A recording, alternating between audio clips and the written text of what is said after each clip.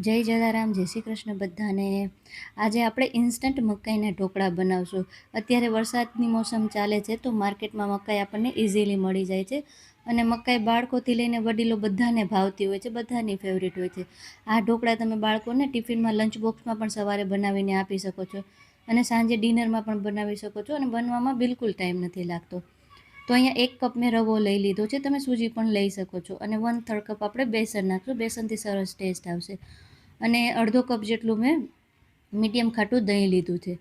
પછી test according મીઠું નાખશું અને હળદર નાખશું, એટલે હળદરથી આપણા ઢોકળાનો કલર સરસ આવશે। પણ હળદર નાખીને આપણે બેટરને છે ને થોડુંક પાણી નાખશું, પહેલાં એમને એમ દહીંમાં મિક્સ કરી લઈએ, પછી થોડું પાણી નાખીને સરસ રીતના મિક્સ કરવાનું છે। ઘણીવાર એવું થાય છે કે હળદરને આપણે સરસ રીતના મિક્સ ના કરી હોય ને તો જ્યારે ઢોકળા બને ને ત્યારે ઉપર લાલ ડોટ થઈ જાય છે, એટલે એ વાતનું ધ્યાન રાખવાનું કે આપણે હળદર મીઠું બધું નાખીને છે ને બેટરને સરસ રીતના પલાળી દેવાનું, મિક્સ કરી દેવાનું। હવે અહીંયા આપણે બેટરને છે ને 10 મિનિટ સુધી રેસ્ટ આપી દઈશું, એટલે આપણી સૂજી સરસ રીતના ફૂલી જાય। તો જ્યાં સુધી આપણી સૂજી ફૂલાઈ જાય ત્યાં સુધી આપણે એક બેટરની તૈયારી કરી લઈએ। અહીંયા મેં અમેરિકન મકાઈ લઈ લીધી છે, 1 કપ જેટલી અમેરિકન મકાઈ છે। તો એને હવે આપણે છે ને મિક્સર જારમાં પીસી લેવાનું છે। તો મેં થોડીક 2 ચમચી જેટલી મકાઈને નીકાળી દીધી છે, કારણ કે આપણે બેટરમાં પાછળથી એડ કરવાની છે।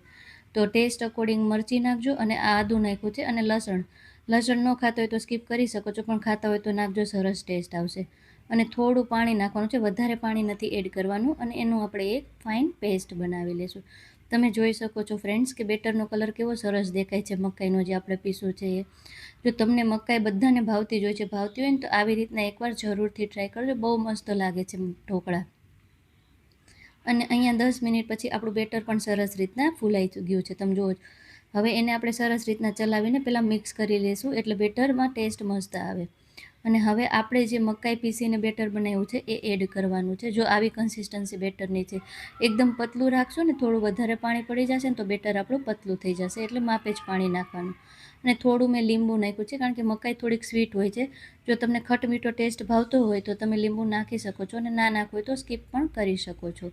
અને ઉપરથી આપણે જે મકાઈને થોડી નીકાળી હતી એ એડ કરી દઈશું, એટલે આનાથી આપણે જે ઢોકળા ખાશું ને ત્યારે મોઢામાં બહુ સરસ એકદમ ક્રંચ આવશે, એટલે મજા આવી જશે ખાવાની।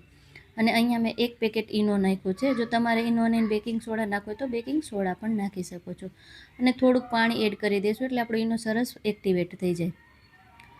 તમે જોઈ શકો છો ફ્રેન્ડ્સ કે આપણે જ્યારે બેટર પીશું ને ત્યારે પાણી નાખ્યું હતું, અને શરૂઆતમાં બેટર બનાવ્યું ત્યારે જ, પછી પાણી એડ કર્યું જ નથી, એટલે આપણે પાણી લિમિટમાં જ નાખવાનું છે, વધારે નથી નાખવાનું। જો આવી કન્સિસ્ટન્સી રાખવાની છે બેટરની, એટલે આપણા ઢોકળા બહુ સરસ બનશે।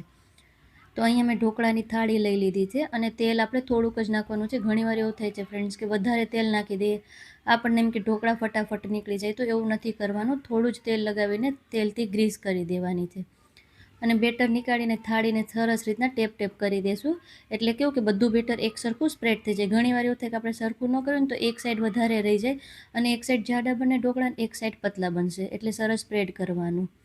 ઉપરથી લાલ મરચીનો પાવડર નાખશું, અને મેં પાણી ગરમ થવા માટે મૂકી દીધું હતું, અને અંદર લીંબુ નાખ્યું છે, એટલે પાણીમાં બિલકુલ ક્ષાર ન વળે। હાઈ ફ્લેમ પર 12 થી 15 મિનિટ સુધી આપણે ઢોકળાને સ્ટીમ થવા દેવાના છે। અને ચપ્પુ જો સરસ રીતના ક્લીન નીકળે છે, મતલબ કે આપણા ઢોકળા સરસ રીતના બની ગયા છે। હવે એને 2-5 મિનિટ સુધી થોડા ઠંડા થવા દેવાના છે, પછી જ એમાં કટ લગાવવાનો છે, ગરમમાં કટ નહીં લગાવતા।